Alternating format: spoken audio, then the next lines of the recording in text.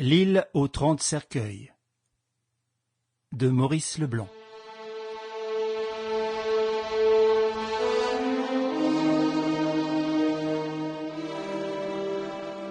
Première partie, Véronique.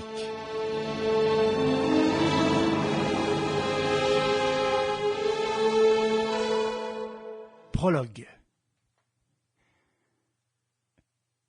La guerre a provoqué de tels bouleversements que bien peu de personnes se souviennent aujourd'hui de ce qui fut, il y a quelques années, le scandale d'Ergemont. Rappelons les faits en quelques lignes. Au mois de juin 1902, M. Antoine d'Ergemont, dont on apprécie les études sur les monuments mégalithiques de la Bretagne, se promenait au bois avec sa fille Véronique, lorsqu'il fut assailli par 4 individus et frappé au visage d'un coup de canne qui l'abattit.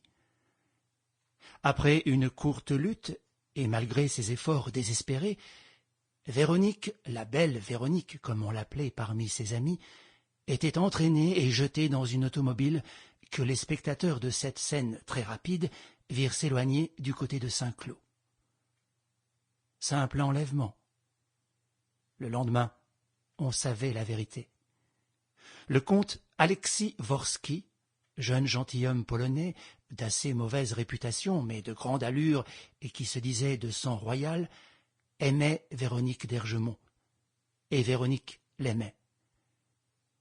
Repoussé par le père, insulté même par lui à diverses reprises, il avait combiné l'aventure sans que Véronique d'ailleurs en fût le moins du monde complice. Ouvertement, Antoine d'Ergemont, qui était, certaines lettres rendues publiques l'attestèrent, violent, taciturne, et qui, par son humeur fantasque, son égoïsme farouche et son avarice sordide, avait rendu sa fille fort malheureuse, jura qu'il se vengerait de la manière la plus implacable. Il donna son consentement au mariage qui eut lieu 2 mois après à Nice. Mais l'année suivante, on apprenait une série de nouvelles sensationnelles. Tenant sa parole de haine, M. d'Ergemont enlevait à son tour l'enfant né du mariage de sa fille avec Worski et, à Villefranche, prenait passage sur un petit yacht de plaisance nouvellement acheté par lui. La mer était forte. Le yacht coula en vue des côtes italiennes.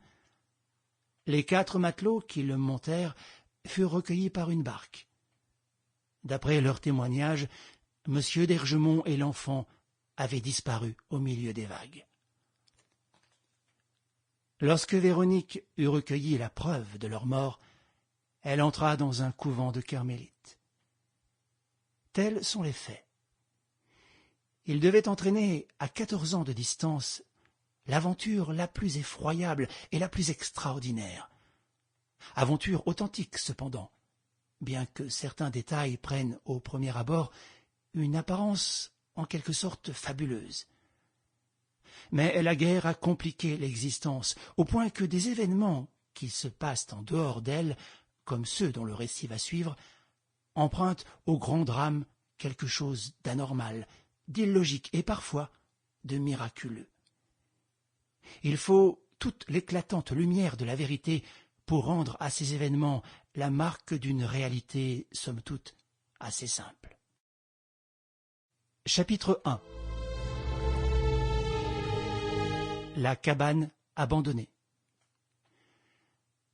Le pittoresque village du Faouët, situé au cœur même de la Bretagne, vit arriver en voiture un matin du mois de mai une dame dont l'ample vêtement gris et le voile épais qui lui enveloppait le visage n'empêchaient pas de discerner la grande beauté et la grâce parfaite.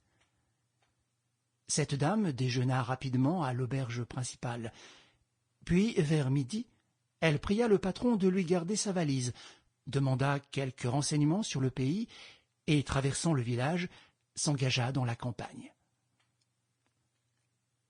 Presque aussitôt, 2 routes s'offrirent à elle, l'une qui conduisait à Quimperlé, l'autre à Quimper. Elle choisit celle-ci, descendit au creux d'un vallon, remonta et aperçut vers sa droite, à l'entrée d'un chemin vicinal, un poteau indicateur portant la mention « Locrif Sample complete. Ready to continue?